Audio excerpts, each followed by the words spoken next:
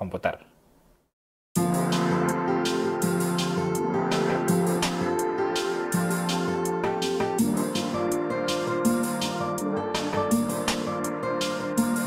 Halo, balik lagi sama gue Faris. Buat yang baru di sini, kenalin nama gue Faris. Gue mahasiswa tahun ketiga di Kyoto University. Normalnya, kegiatan gue itu ada beberapa macam, tapi bisa dikelompokin dalam kuliah atau ke kampus, baito atau part-time, commuting, sama istirahat.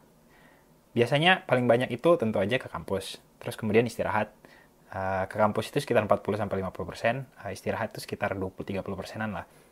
Part-time 15%, sisanya itu commuting, main, relaksasi, hangout, segala macam. Sekitar 2 bulan yang lalu, COVID-19 merebak di seluruh dunia.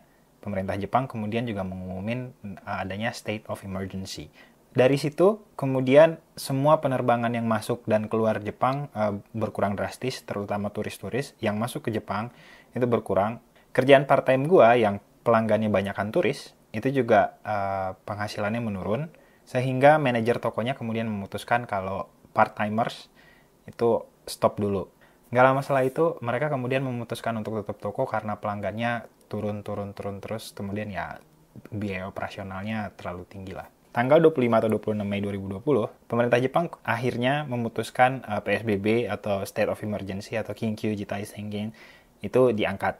Beberapa kota di Jepang termasuk Kyoto akhirnya kemudian melonggarkan PSBB-nya. Orang-orang juga banyak yang beraktivitas lagi. Gue di jalanan juga lihat banyak kemudian salaryman yang beredar. Tapi tentunya tetap pakai masker dan cuci tangan. Kyoto University juga mengumumkan kalau state of emergency mereka, emergency level mereka, itu diturunin. Orang-orang bisa datang ke lab lagi buat diskusi, buat melakukan penelitian. Tapi seminar juga tetap remote. Bimbingan juga tetap masih remote. Ya, belum banyak berubah lah. Pandemi ini emang ngerepotin sih. Nggak di sini, nggak di Indonesia, nggak orang Indonesia yang mau kuliah di sini. Di lab gue harusnya tahun ini, mulai April kemarin harusnya ada 2 orang Indonesia yang datang. Satu exchange student dari Universitas Indonesia, satu lagi mahasiswa PhD. Dia itu harusnya mulai semester kemarin, tapi karena adanya pembatasan orang masuk dari pemerintah Jepang sendiri, mereka terpaksa menunda sampai sekitar September atau Oktober buat datang ke sini. Itu juga kalau misalkan udah ada perubahan terkait sama peraturan orang masuk dari luar Jepang ke dalam Jepang. Kalau enggak, ya ditunda lagi mungkin sampai tahun depan. Gue juga nggak tahu soal itu. Ada juga temen gue anak lab yang dia di Belanda sekarang. Karena dia orang Belanda, dia sempat balik. Terus pas mau balik lagi ke sini, ada karantina jadi nggak bisa masuk. Jadi dia harus ikutan kuliah di sana tengah malam, di sini siang. Repot ya pokoknya.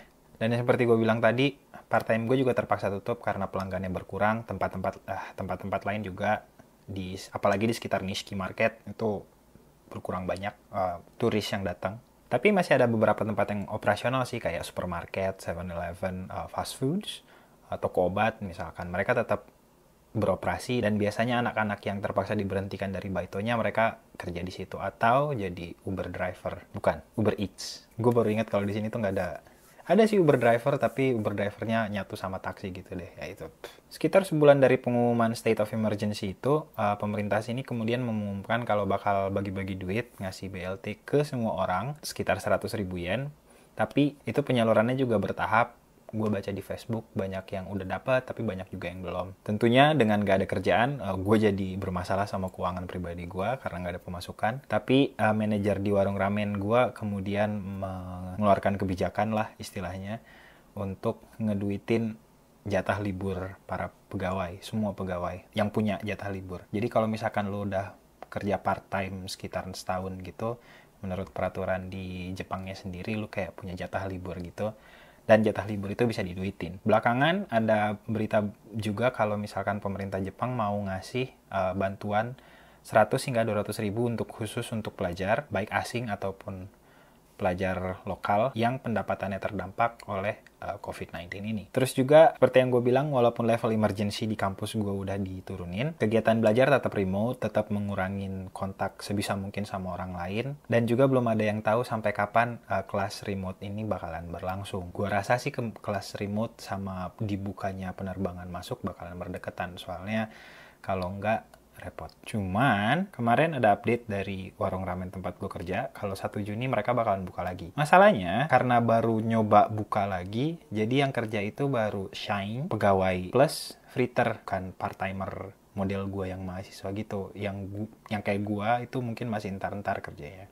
Walaupun keuangan pribadi gue agak bermasalah, gue nggak eligible sama bantuan yang 200.000 itu, karena yang seperti gue bilang tadi, warung ramen tempat gue kerja itu nge-cash in jatah libur, jadi ada duit masuk ke rekening gue, dan nggak sampai 50% kurangnya dari gaji gue.